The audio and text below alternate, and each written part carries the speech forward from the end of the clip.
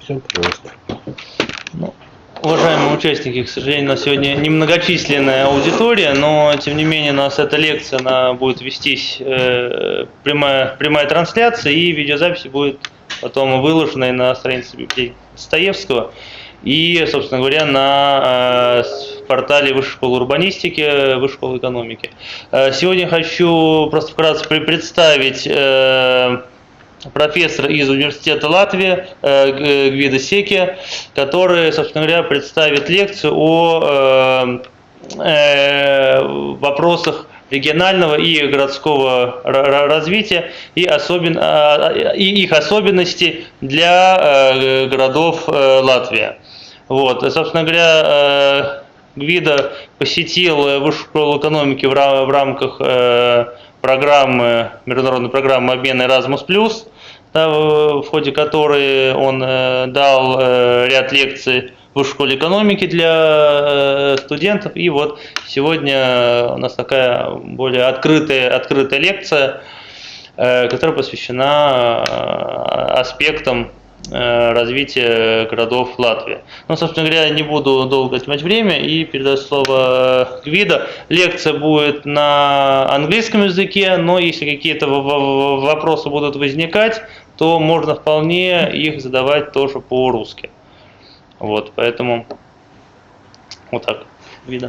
Спасибо, Евгений, и благодарю Институту региональных исследований городского планирования Высшей школы экономики для приглашения.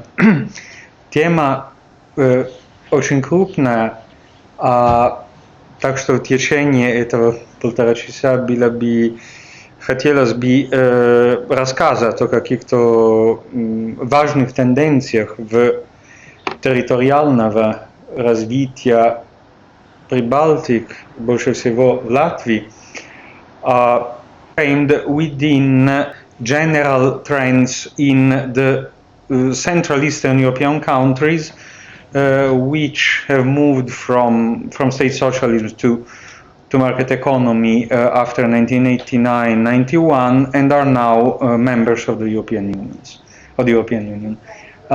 So these trends can be summarized basically as increasing polarization and peripheralization in the spatial domain, strong socioeconomic polarization between metropolitan core regions and non-metropolitan regions in almost all of these countries. Economic polarization results in concentration of economic activities in and around capital cities, anyway, larger cities of these countries. Social and socio-demographic development results in the uneven distribution of population and in the uneven distribution of jobs, wealth, quality of life. These trends can be understood in the broader picture of globalization, of European integration policies and national policies. It is relevant to say that most of these countries belong to the periphery of the European Common Market and European Union in general. Another important aspect is the way in which space is framed in the political discourse of these countries. Political and cultural elites generally describe non-metropolitan regions as areas that are chronically, structurally lagging behind, that are socially problematic, politically dependent, institutionally weak, and, in a few words, responsible for their own state.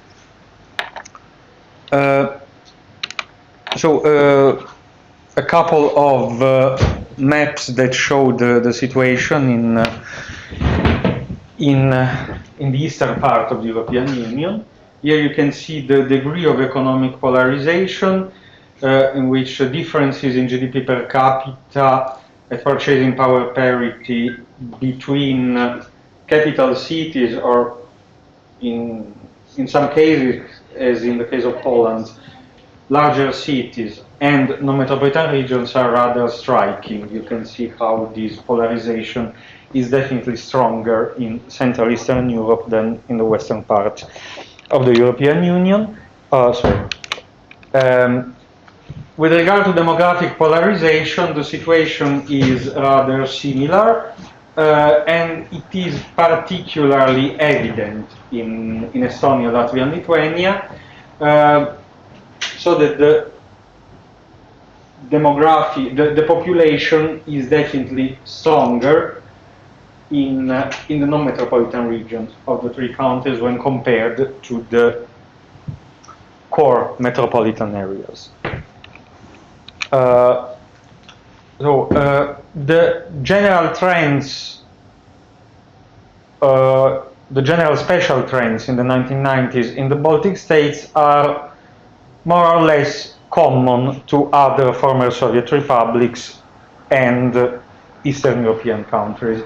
So the first years after the breakup of the Soviet Union were characterized by strong neglect and an overall negative attitude towards special planning as any kind of state-led initiative and interference in the economy. Soviet plans that were not adequate, not up to date with regard to the new market capitalist content, were left unchanged until the mid-1990s. I think the situation in Russia is very similar. 1995 is the year in which the first updated urban plans were approved, with the development of updated regulatory and legal frameworks.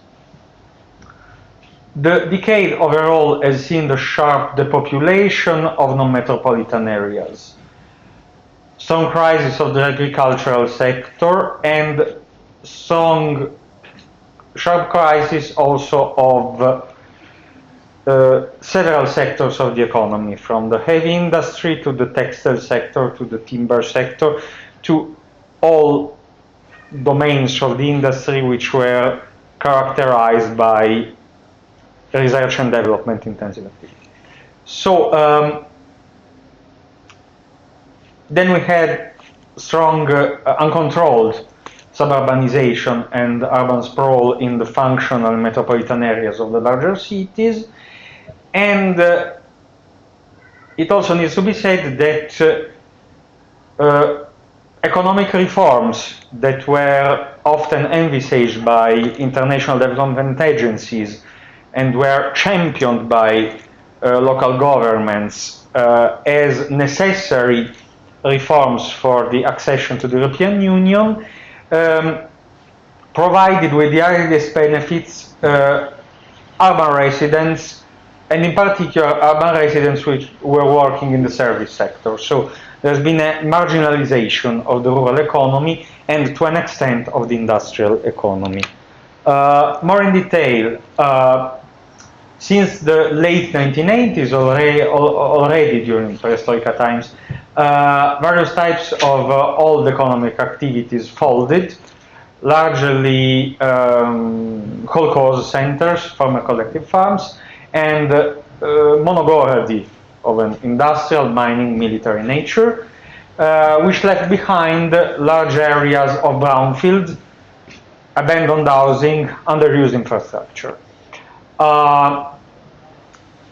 In the 1990s, new economic activities mainly emerged in the peripheral areas of large urban regions, in poorly planned locations in general, which gave rise to urban sprawl. Urban sprawl was also provoked by the tendency of urban residents to move out of inner cities to new low-density suburban residential areas or rebuilt or extended dacha districts.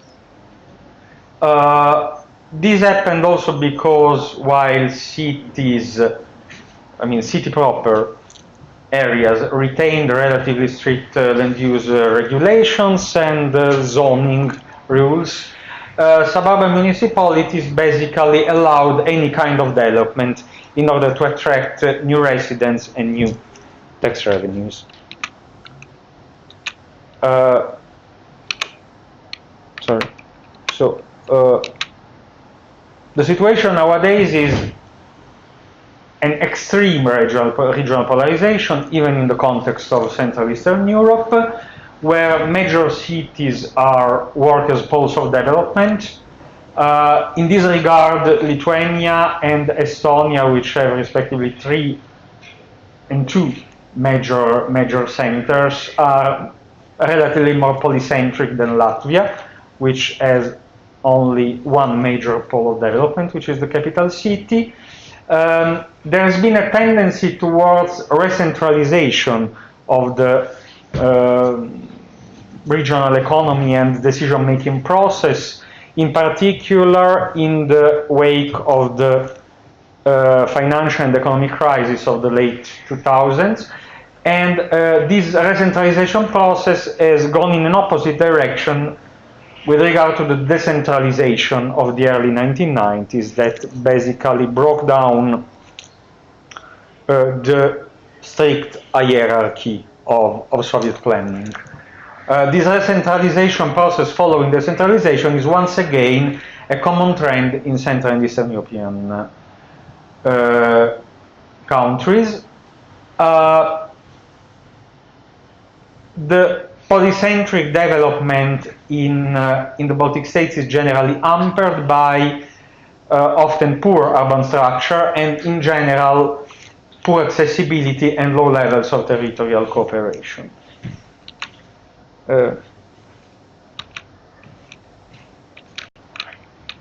This is the assessment of the European Spatial Planning Observatory Network in 2016. The red areas are characterized by lack of urban structure, poor accessibility, low levels of territorial cooperation. The dark yellow areas, which include the metropolitan areas of the capital cities in the Baltic states, are characterized by decent urban structure, but again, poor accessibility and low levels of territorial cooperation. At the urban level, we can witness different dynamics of social-spatial segregation and polarization, which have been mostly studied in the 3 capital cities, and we'll come back to this.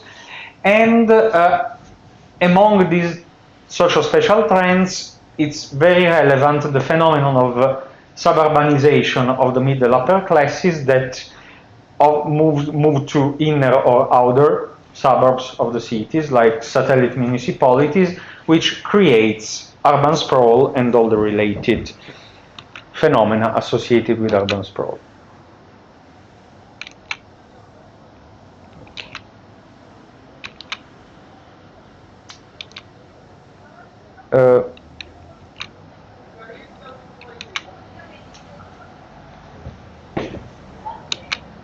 Okay, so in general, in the last 28 years, since the breakup of the Soviet Union, non-metropolitan regions in the Baltic states have lost around a quarter of the population. In Latvia, even more. This has led to greater regional polarization and also to a sharp decline in terms of local and regional administrative capacity, not even mentioning the decline in the provision of social and educational services. This has, of course, hampered the strategic planning and hindered the effective use of human and natural resources, making endogenous-based regional development rather unlikely. The national ruling elite in the Baltic states did not actually pay much attention in the last 30 years to the issues of spatial inequality, uneven development, and so on, with the abandonment in general of long-term planning practices and little attention paid to regional economical structuring. As I already mentioned, there is a sort of stigmatization discourse of lagging back regions among political and cultural elites, However, on the other hand, national and also regional stakeholders are increasingly involved in international collaboration, special development, and the development of innovative tools for implementing territorial cohesion policy. In this regard, let's say cross-border cooperation programs of the European Union have played a generally positive role.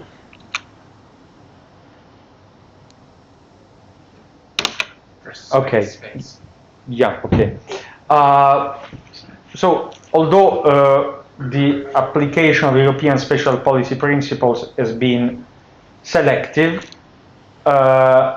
released, in any case, macro-regions and cross-border cooperation programs have contributed to develop soft spaces that have been able to facilitate local development through the establishment of cross-border synergies.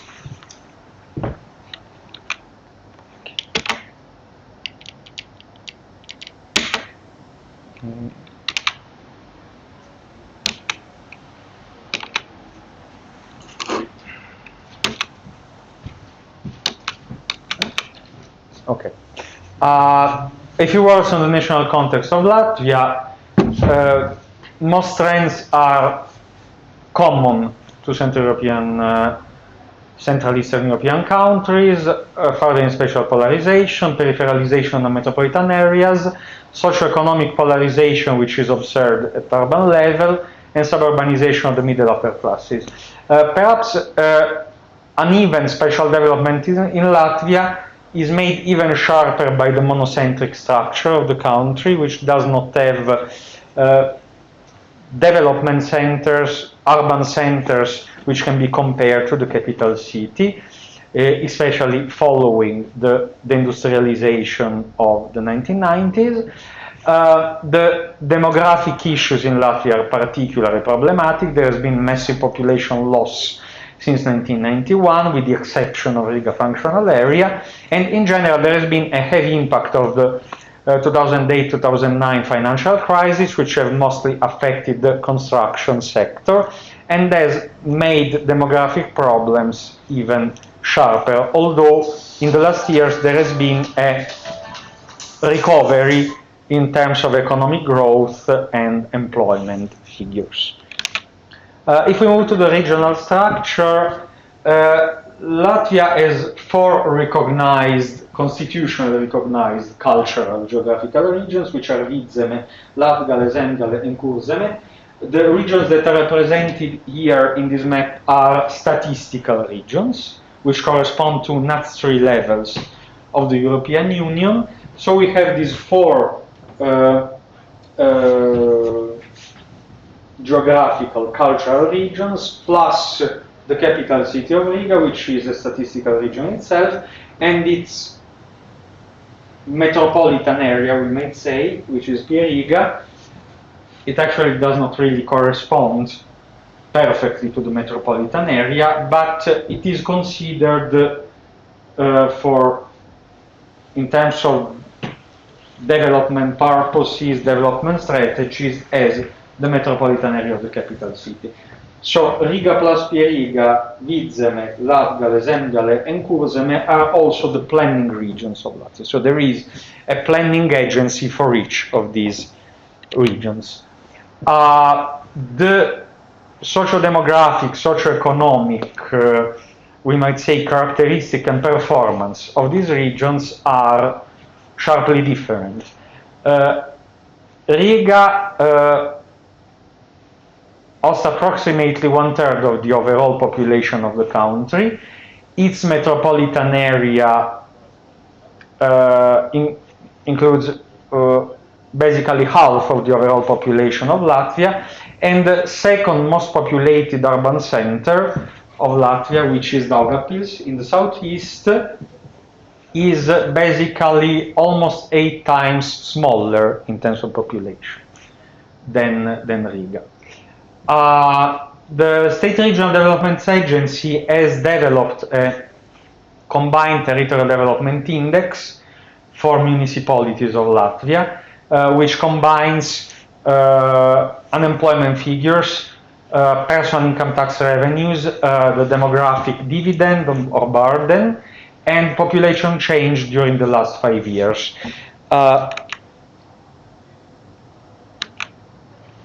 The figures for 2017 show a much better performance in Riga functional area, we might say, with the highest values related to the, let's say, satellite residential municipalities which surround the capital city and which are relevant for the suburbanization process of the middle upper classes that I already mentioned.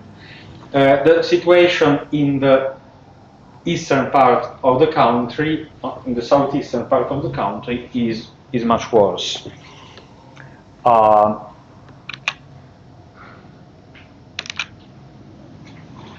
You might say the same with regard to population change in the after 1996, with the population growth only in Riga functional area. This reflects trends of course, external emigration and also internal migration from the periphery to the core, plus the suburbanization of Riga residents. Unemployment level, the situation at employment levels is much better than 7 years ago, but there are still structural problems in the eastern part of the country, in Latvia region, that I wish to mention has been the most sharply affected by the economic restructuring after the end of the Soviet Union, since its main centers were mostly heavy industrial centers. So basically the main centers did not recover from after the 1990s, so unemployment levels are structurally quite high. Okay.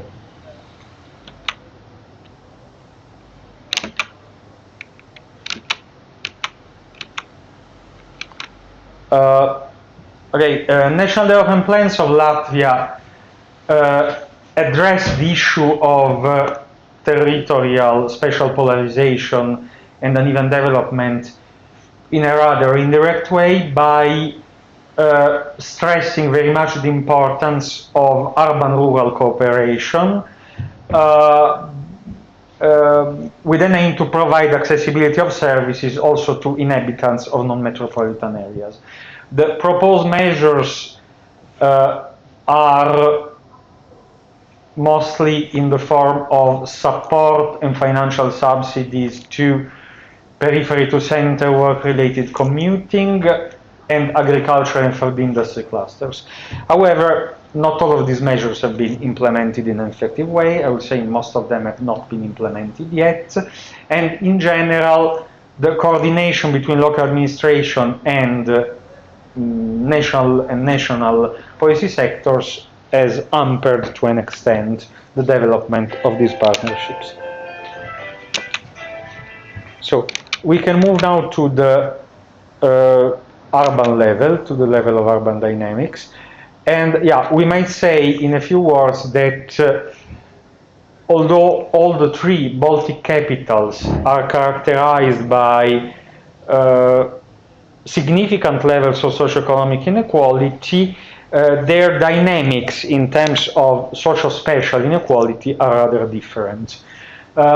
In Vilnius, in particular in the capital city of Lithuania, overall high socioeconomic inequality, gentrification, suburbanization did not result in high levels of social-spatial segregation.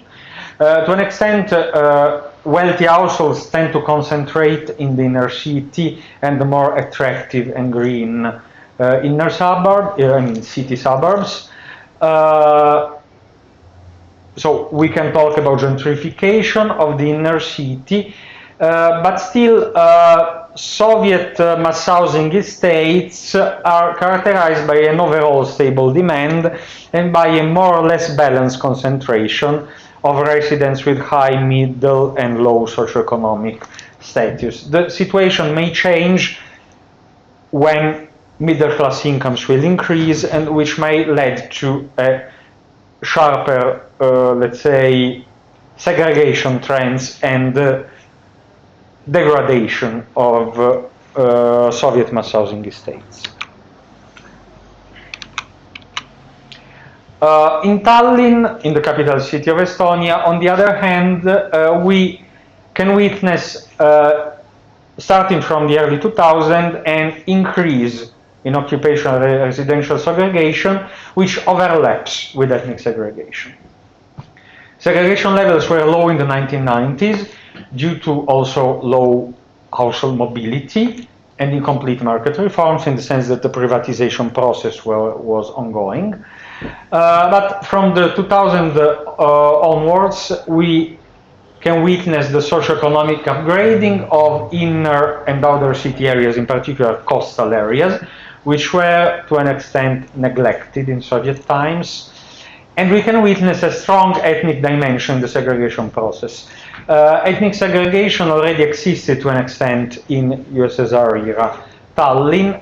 Now it is basically coupled with socioeconomic segregation. The most segregated groups are Estonian-speaking managers and Russian-speaking residents, which are employed as unskilled manual workers or unemployed. So these sharper trends in Tallinn possibly depend on a peculiar ethnic structure, on a less regulated housing market, even less regulated than in Latvia, in particular Lithuania, and in the lower prestige which is attributed to Soviet mass housing estates when compared, for instance, to Riga. So this is the situation in the capital cities of Estonia and Lithuania. In a few words, now I will move to a more detailed description of the trends in the capital city of Latvia. Okay. Riga is divided into 58 neighborhoods, which are basically statistical units, have no administrative function, although recently there have been at least, let's say, neighborhood-based initiatives in order to strengthen local communities and local identities in these areas have been encouraged, if not promoted, by the city administration. So these neighborhoods are very heterogeneous with regard to area and population.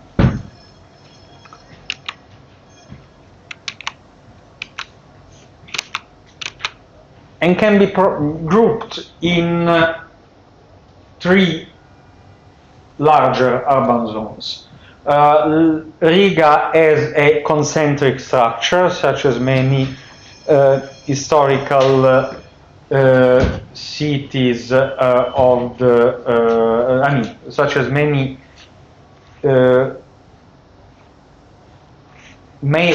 capital cities in Central Eastern Europe. It has a pre-Soviet inner city, surrounded by a belt of Soviet-era mikrorayoni, mostly constituted by mass housing estates and industrial infrastructure, and outer suburbs, which are either villa suburbs or former rural areas that were incorporated into the administrative boundaries of the city. So more than 3/4 of the population of Riga lives in Soviet microdistricts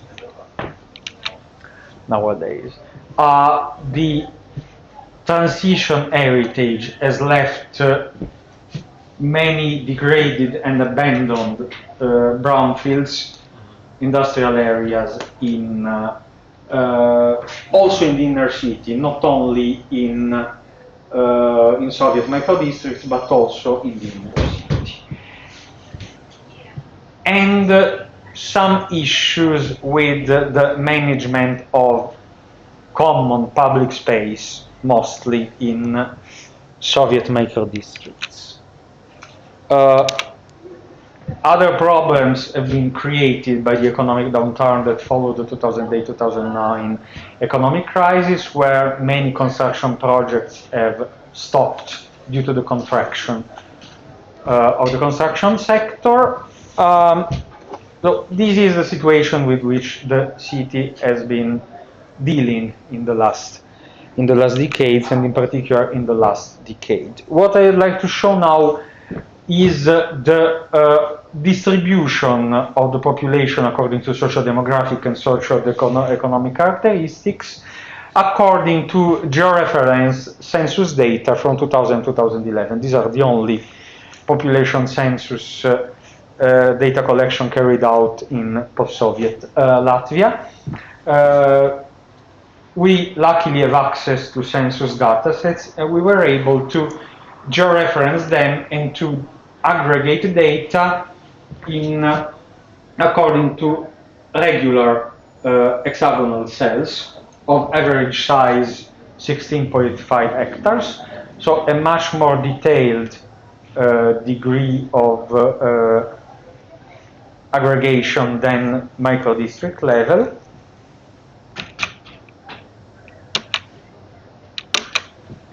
Okay, so with regard to the age structure, we may notice a tendency of the elderly population of concentrating when comparing 2000-2011 data outside the city center.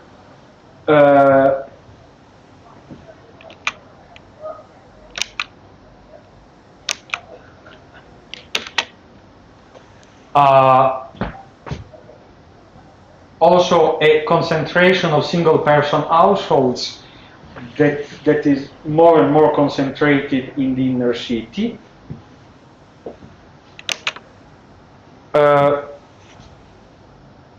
Ethnic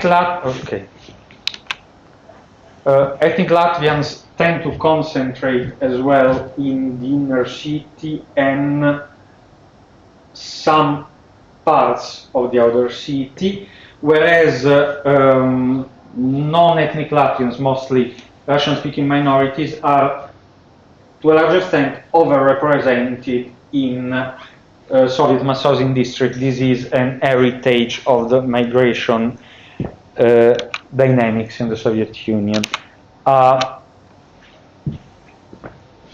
We can also see how people with tertiary education tend to concentrate in the inner city and in some of the richest, we might say, outer city micro-districts. The most interesting dynamics that we have witnessed relate to occupational status distribution.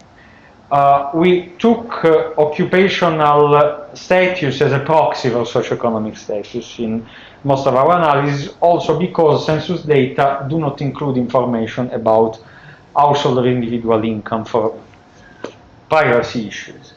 There is general consensus in literature that classification of occupations, the International Standard Classification of Occupations, more or less accurately reflects the main lines of social division in post-socialist countries.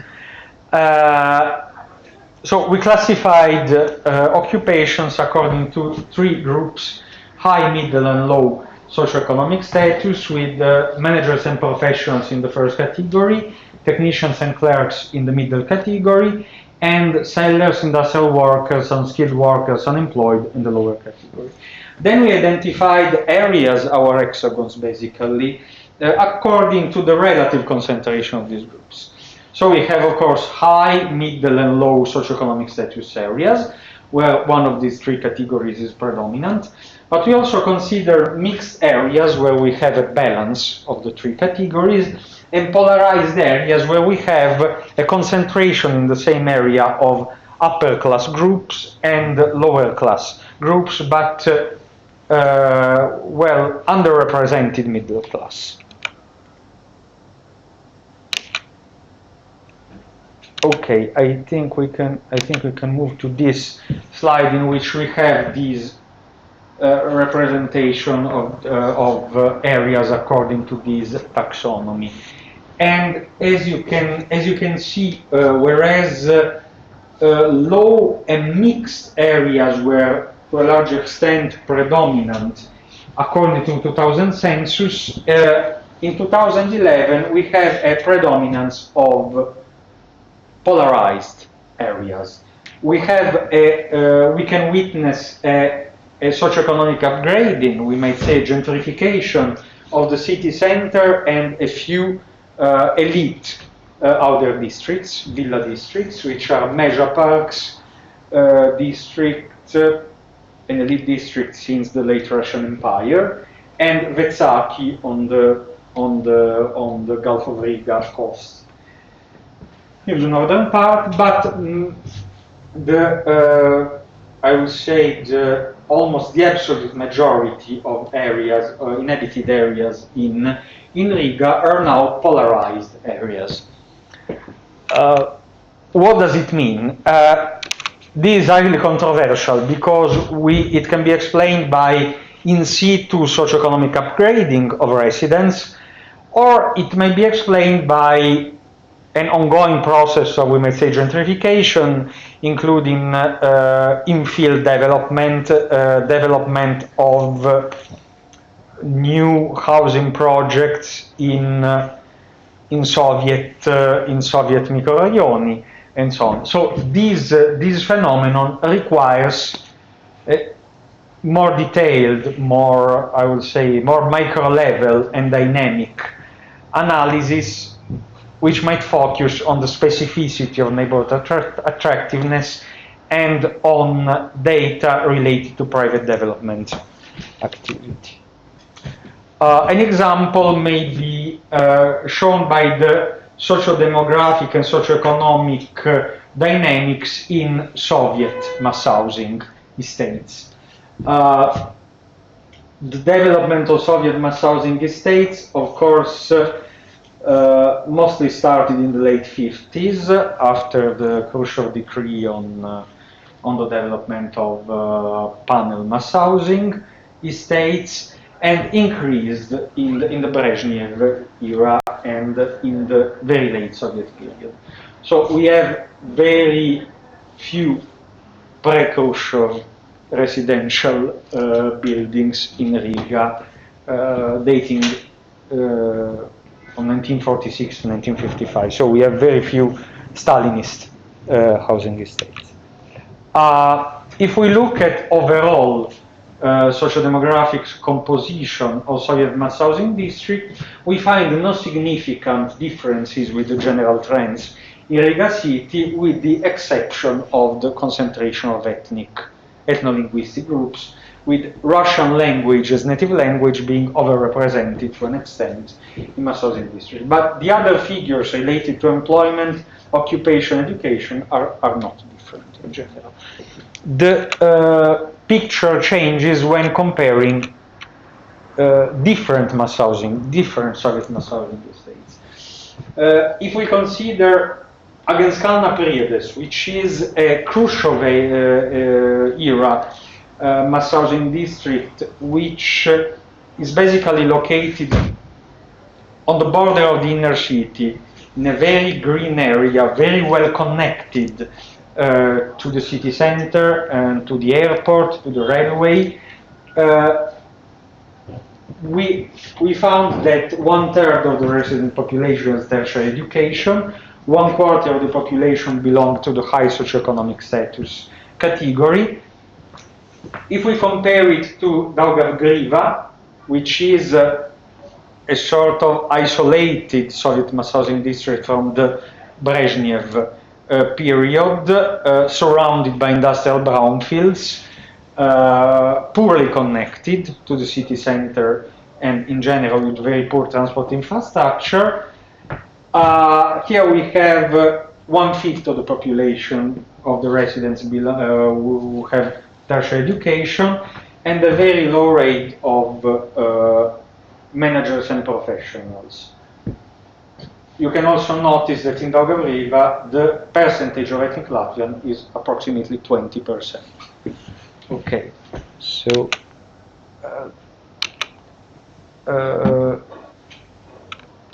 this is an art quartal, we might say, in Agenskalns. Priedes, this is standard Khrushchevka in Agenskalns. And this is a picture from Daugavgriva, consider a sort of isolated mass housing district which was built around industrial areas which are now basically abandoned.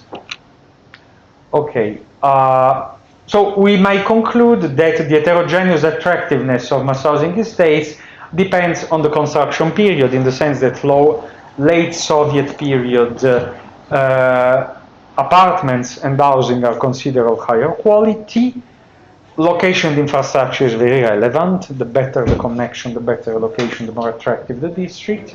And of course, an important role is played by the conditions of green public space, which in some of the poorer districts has been neglected in the 1990s, becoming sort of unsafe and unattractive space. Paying a look to Riga Development Strategy 2030, which was approved by the Riga City the Riga City Parliament in May 2014. This document pays attention to key challenges such as reducing population decrease and suburbanization, which should be achieved by improving quality of life. Okay, I will say rather self-evident, improving occupational opportunities, services, housing, social and ecological environment. The document and the strategy follow the logic of compact city development model, and that's why priority development territories are mostly identified with the inner city, macro districts, and with peripheral recreation industrial areas. There is also a strong focus on the promotion of smart engineering and smart transport infrastructure.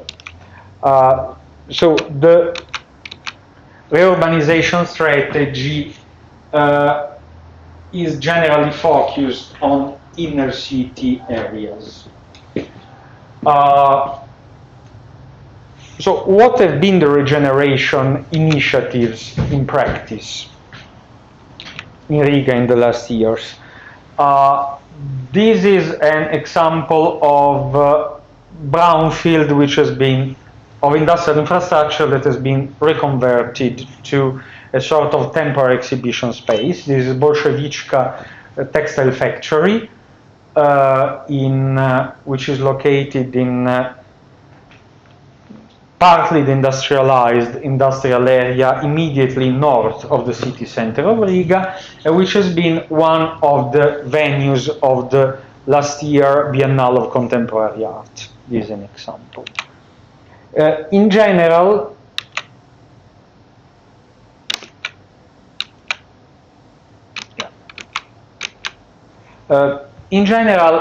initiatives and issues, successful initiatives and issues of urban regeneration have been focused on the inner city. A few NGOs in the wake of the 2008-2009 financial crisis have focused on mapping and we might say occupying as house guardians vacant properties in the inner city in order to facilitate redevelopment.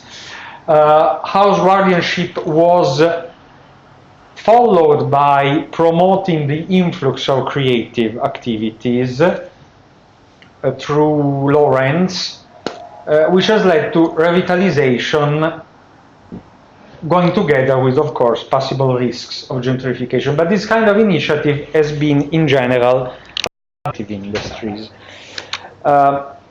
What is more problematic nowadays, a stronger challenge, is the maintenance of mass housing buildings and estates, mostly in Soviet macro districts. In this regard, urban activists are trying to develop collective action initiatives among the residents of mass housing estates.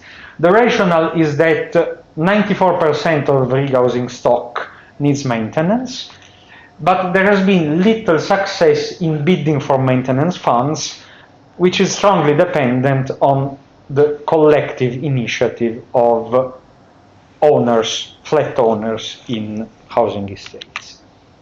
The problem is, however, more complicated than simply a lack of collective action and social capital. This is a sort of common space in a late Soviet microdistrict in Riga, Ziepniekans.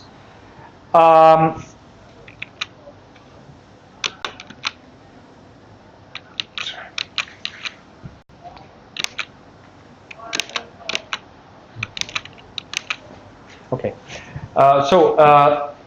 as I mentioned, 94% of the Latvian housing stock needs renovation. 2/3 of the Latvian population reside in buildings constructed in the Soviet period, whereas only 3–4% of the population reside in new buildings constructed from 2006 onwards. Construction specialists point out that if the problem is not addressed within the next 20 years, it will become a national emergency, an issue, a national safety issue. The other striking fact is that Latvia has been perhaps the least, sorry for the errata, successful Central Eastern European country in attracting European Union funds for insulation, renovation of housing in general. In particular, the European Union provides with funding mostly devoted to insulation, new insulation of buildings, so to targeting energy consumption upon successful bidding on behalf of collective initiative of the residents. So Latvia has seen no national subsidy, neither national subsidies nor the attraction of European funds with regard to the renovation of the housing stock.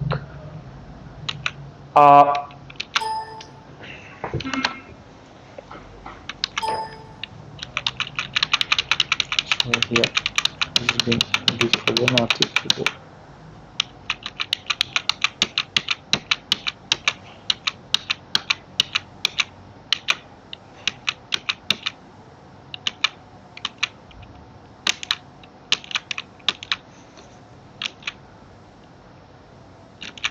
Okay, so the fact is that the problem, which is usually framed by the political elite, by the city administration, and also, I have to say, by urban activists as a lack of social capital and collective action among residents, also may be seen as a problem created or, to a large extent, provoked by the lack of state support, because information campaigns are virtually non-existent and financial subsidies are non-existent. And also there is a role played by vested economic interests, in the sense that the reduction of energy consumption bills that should be subsequent to modernization, insulation of mass housing estates may not be particularly good for providers of energy, for energy providers. So we have a sort of a typical multiscalar problem in which causes of this strategic issue can be should be investigated both at the level of the citizenship and at the level of state support and economic interests. Okay, a few words about another problem that is associated with transition dynamics. As I mentioned already, there is an issue with the management of public spaces in large-scale housing estates, in which lack of maintenance and renewal of open spaces in many mass housing districts has led to their degradation, which has led to a loss of meaning of these public open spaces, which are often treated as unused potential of the territory where new houses should be constructed. This might explain to an extent also some socio-demographic, socio-economic dynamics in mass housing estates that, as I mentioned, host most of the population of Riga. Thank you for your attention. This is my email address, and okay, we have 10 minutes or even a bit more in case you have any questions. На русском тоже без проблем. Thank you for your presentation. So we in Moscow actually had a problem in micro district area that land under the Soviet buildings are owned by city. Yeah. Do you have the same principle in Riga in these districts? I mean, that's when the land under the buildings are owned by city and operated by city and funded by city, or it's all by the people who living somewhere near. It's a very complicated picture. I mean, I think in Moscow this is definitely clearer.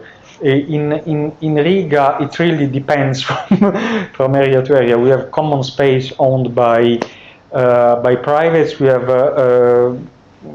land owned by the municipality. It really depends on the specific situation. The privatization process of apartments has been identical to what has happened in Russia with the voucher system and privatization, but the land ownership structure is more chaotic, I would say. So there's maybe just you mentioned on the last slide. There's a lag between kind of usual buildings in city center and all city. I mean, the lack of how the backyards looks like in the city center districts and this kind of Imanta. I was in Imanta actually. So. Well, Imanta is one of the most upgraded actually districts because the green space is in good conditions. It's next to the railway. Yeah. So there has been a development of there has been infill development as well, if you can say so. I mean, development of bike transport infrastructure, and so it's not the worst case in the city, I would say. But yeah, anyway, yeah,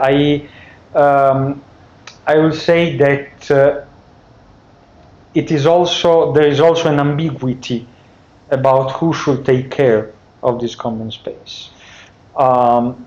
It's also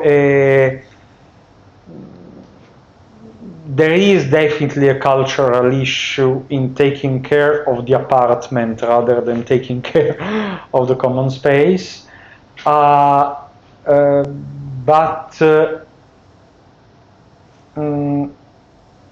it's very difficult to answer to the question related to land ownership, because I know about situations in which the common space between buildings, like in Ziepnikov's detention, is owned by a private person. So no kind of collective initiative is possible without previous agreement. So yeah, this is an important component to this issue, I would say. You also mentioned the kind of master plan for the city. That's meaning the development of these areas around the Daugava, the city center, and some areas on the other. Yeah, it's let's say part Daugava, west side of the Daugava inner city. What according to this plan should happen with micro districts area? So do they need to be building or demolished? No, there are no plans for demolition, also because, as I mentioned, they are still to an extent popular among the citizenship. I will not say that they are associated with. I mean, there is a demand. There is a demand for apartments in Soviet mass housing. So there are no plans for demolition. There are urgent issues with renovation, but I will not say there is a specific strategy for this renovation. They are. I think the problem has been put aside considering the fact that there is no sharp overall degradation. So I will say that they are to an extent absent as priorities from this master plan. I may summarize so.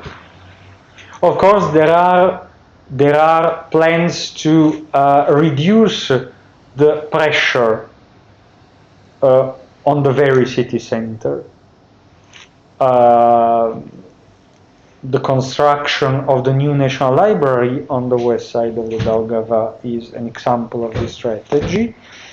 And the, let's say, development of recreational activities in some areas on the west side of the Daugava is also associated with this, but these are initiatives that in any case mostly relate to the inner city. There are a few specific cases in which the municipality is encouraging the regeneration of brownfields, even in Soviet micro-districts, which may lead to a revitalization of the micro-district. One example is Sarkandaugava district, which is actually a mixed pre-Soviet and Soviet micro-district in northern Riga, where a Russian Empire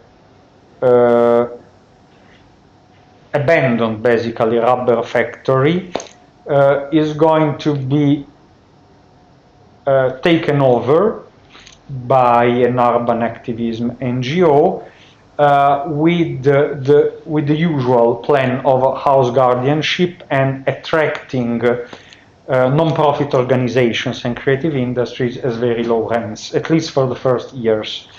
Then the real estate developer which bought and is going to renew this factory will bring in their own clients, which will be larger companies. So, I mean, these kind of initiatives are supposed to create a sort of positive spillovers around the micro districts, and some of these brownfields should be regenerated are in Soviet micro districts. But I will not say there is a strategic or structural plan for the renovation and revitalization of Soviet micro districts. It is taken for granted that many of them are still attractive to some layers of the population, perhaps not to the younger generations, but to the, let's say, middle-aged or elderly residents. And some of them, when the green space is in good conditions and the location is infrastructure is strategical, are attractive in general for everybody, which brings in private developers, development of new housing. So I will say that this development is mostly demanded to private initiative, to market mechanisms, or to the initiatives of urban activists in regenerating brownfields and unused industrial infrastructure. You also mentioned monocities in the beginning of the presentation. I mean, yeah. What happened with them from the 90s years? And so what's with industries there? So what happens with the city if the industry was closed? Or military settlements have been shut down. They are ghost towns now. Planned military settlements.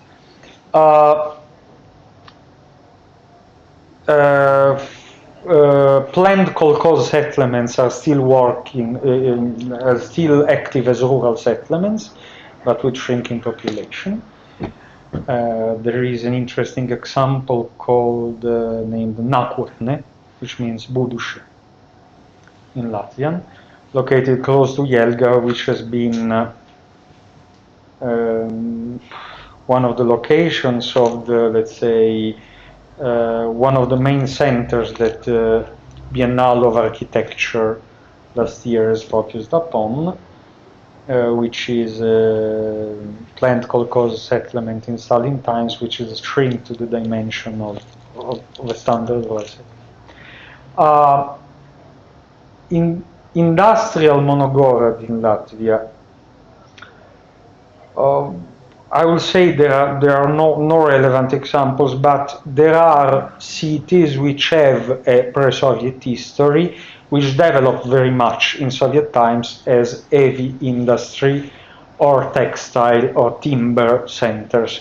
So as you know, perhaps in all the former Soviet space, these sectors have not been affected well by the restructuring. Yeah, I think you have many similar examples in Latvia. So those who were strategic industrial centers in in Soviet Latvia, which were not technically monogorody, have dramatically shrinked in terms of population. I mentioned Daugavpils and Rezekne in Latgale, which are in the context of Latvia quite large cities. Well, they are affected by chronic unemployment. They have lost perhaps 30% of their population, and of course, some industrial sectors, some industrial activities are still active in these cities, which with the food industry sector being, at least at national level, relatively successful, but these are cities that in terms of brain drain and overall the population and economic indicators are doing very badly. Latgale is one of the poorest regions in the European Union overall. So, yeah. Another interesting example may be the third largest city in Latvia, which is Liepāja. Liepāja is a port on the western coast of the Baltic Sea. It used to be one of the main centers of the Russian Empire and Soviet Navy. Of course, I mean, the same way as other military ports on the Baltic coast, like Kaliningrad, it has been sharply affected by the breakup of the Soviet Union. In perestroika times, it was, interestingly, a center of underground culture, rock music and so on. So it still has a sort of alternative vibe, but there have been serious problems with the regeneration of in particular, the district that hosted let's say the Soviet Navy, basically. So there has been degradation of inner city districts, and I would say that regeneration in the terms of promotion of education institution and requalification of the inner city in a systematic way has started only lately, so it's a bit too early to see whether it will bring significant benefits to the city. But yeah, the main is that although there were not large monogorody in Latvia, still cities which were of military industrial significance, with the relative exception of Riga, have been definitely negatively affected by the transition of the 1990s and by the economic restructuring. So whereas in Estonia, perhaps it's rural areas that are considered as peripheral areas, as the most relevant peripheral areas, I would say that in Latvia the most dramatic situation can be observed also in former industrial Soviet centers.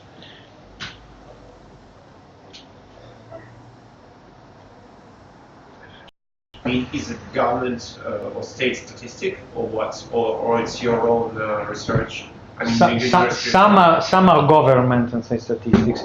The let's say the socio-demographic, socio-economic analysis of the distribution of the population in Riga is georeferenced census data on which our department has been working for a very long time, before I even entered the department. So here the very important source is that we have access to census datasets.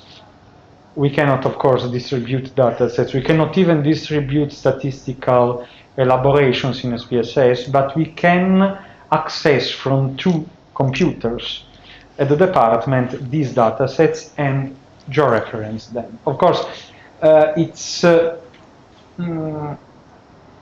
relatively common in the European Union. I've been noticing here that Russian colleagues have more problems with detailed, disaggregated information from Eurostat. But of course, it's understood there is a privacy issue when you have access to individual records that has to be handled in a, let's say, it's a delicate issue.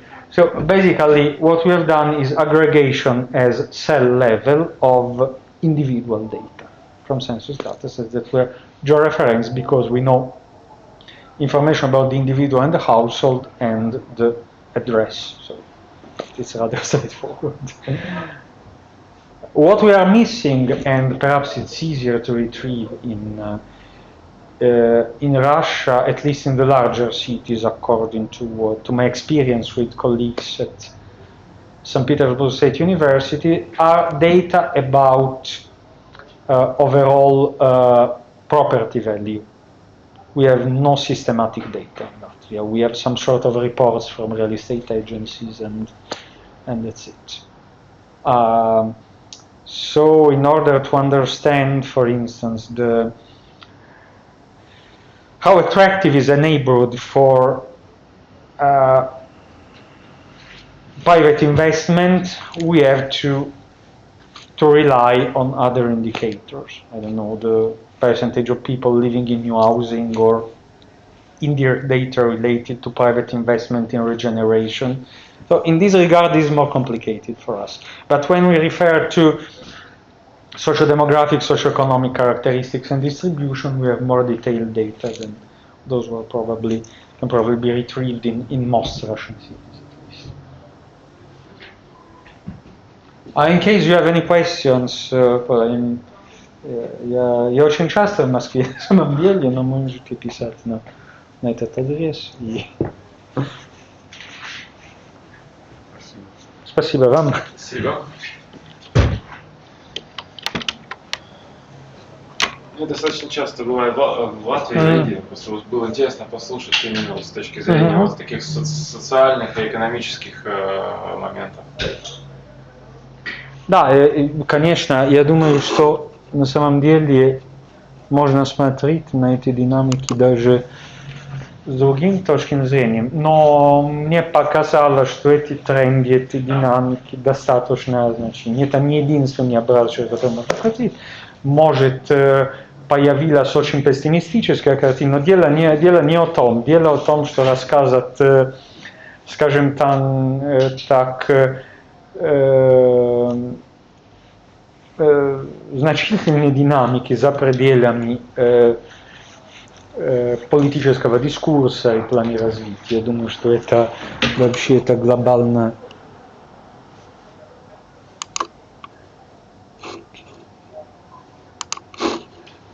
Спасибо за вашу работу. Спасибо. I think we need to close the live stream. As well, yeah. But I have no idea how to do this. Yeah, same for me. Shy because it's left out. I think I will try to The library is still open theoretically.